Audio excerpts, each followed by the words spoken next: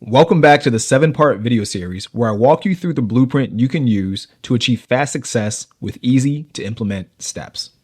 My name is Lenny Richardson, the founder of Productivity Accelerator, and in this video, we're going to explore how to optimize your performance by tracking your performance gradually and making small tweaks.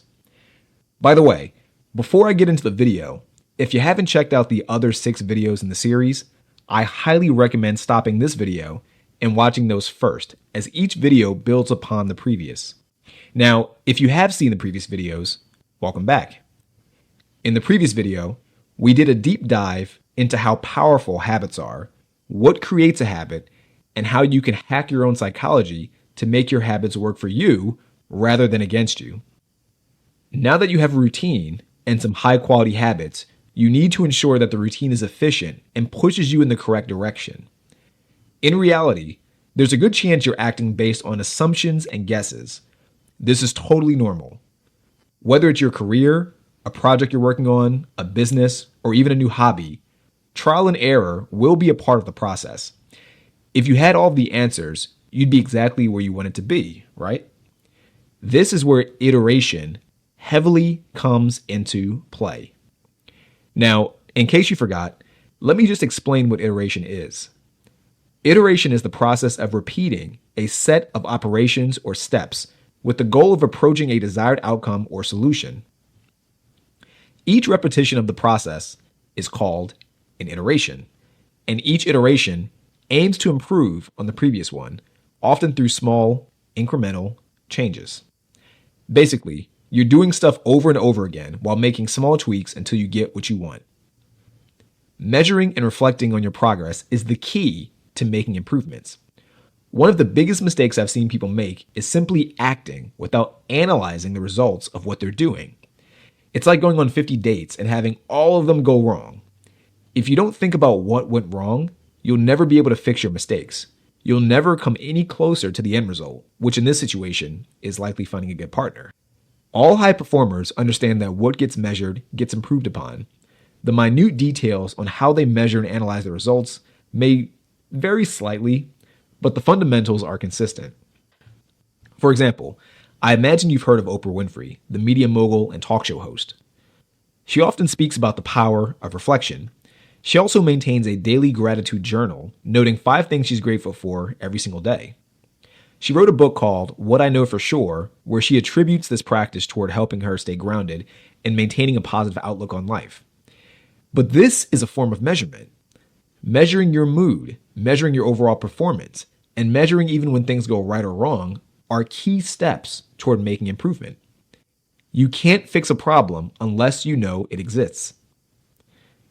Now, let's use another example.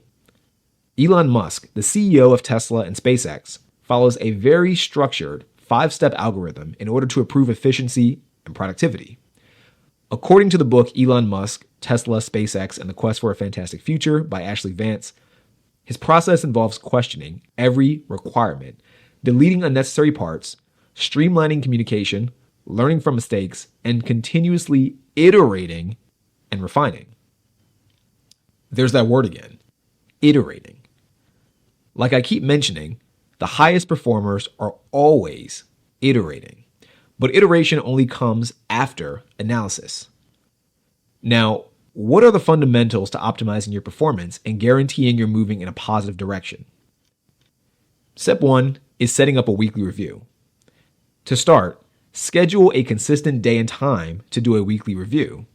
This practice helps you monitor your progress, identify areas of improvement, and celebrate your achievements.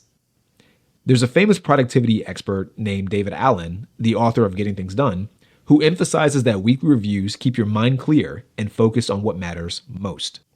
Now, let me break things down step by step and share with you what I do.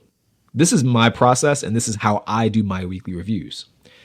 The first thing I literally do is I make it my mission to schedule a specific day and time, either weekly or bi-weekly, depending on what I'm reviewing.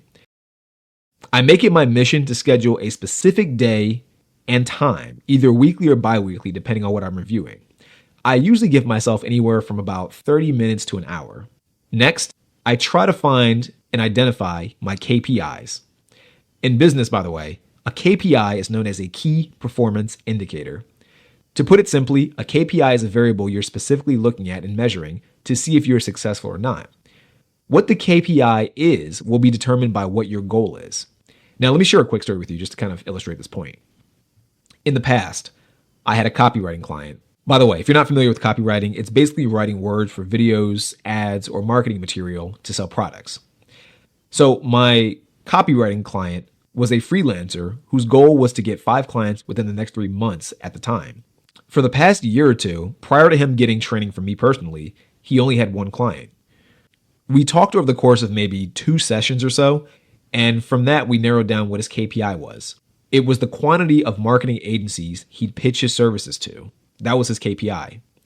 So the strategy became to focus on submitting as many high-quality pitches per day as possible. Initially, to avoid burnout and assess how much time each pitch would take, we focused on 2 pitches per day, so 10 pitches per week.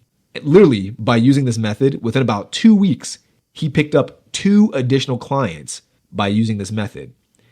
Keep in mind, his goal was to have 5 clients total, and he still had 2 full months remaining that he set as his deadline.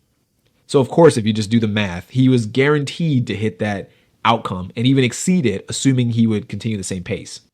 But this is why it's important to first figure out what your KPI is and then focus on measuring it. Now, real quick, I want to note that everyone's KPI will be different. It'll depend heavily on your goal and what you hope to achieve. For example, if you're a business owner, your KPI could be the number of Instagram posts you publish in a week. For someone else, it could be the amount of direct calls or emails they send or make to people on their list. It heavily depends on the individual, so don't take this step lightly. Now, getting back to the weekly review, the next thing I recommend doing, and this is something I do myself, start the week by listing your accomplishments from the previous week. Your accomplishments should be based on whatever your overall large goal and KPI is. Take like 5 to 10 minutes to do this. It doesn't need to take long. But it is important to keep in mind what you're doing well in order to reward yourself. For example, for my fitness goals, I keep a log of my weekly calories and how many times I've successfully worked out.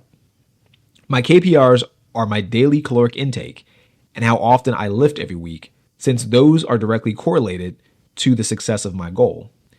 Every Sunday, I'll review my sheet to see how many days I've successfully worked out. I typically shoot to lift 4 to 6 times a week. The calories I consume vary depending on my overall goal. But during this review process, I identify what didn't go as planned. This is about self-accountability and understanding what can be improved. So, for example, if I lift less than 4 times a week, I review my process to see why I didn't meet the minimum sessions I set for myself.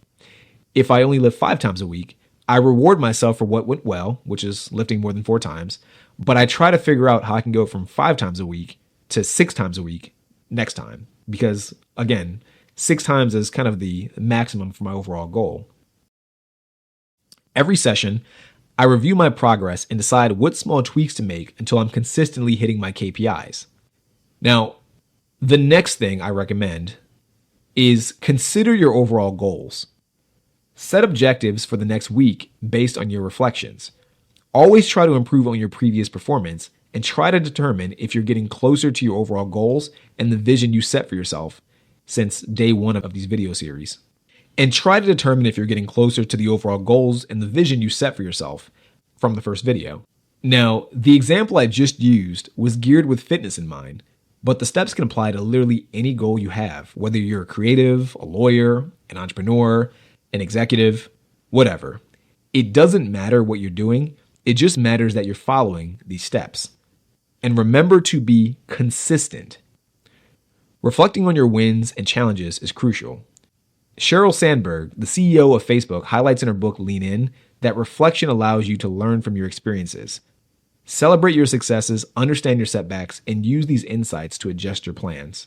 And that's pretty much it. This is what I recommend you do when it comes to your weekly review process. It doesn't need to take very long and it doesn't need to be complicated, but you do need to do this consistently because again, like I mentioned earlier, successful people and people who are high performers understand that what gets measured is what gets managed. So you need to measure your success and your failures appropriately. I appreciate you watching this video.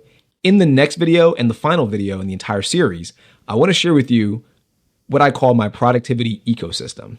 And that'll be just a few tools and systems that I've used in my own life that work for me very well. So I want to share those with you. Now, with that being said, I look forward to seeing you in the next video.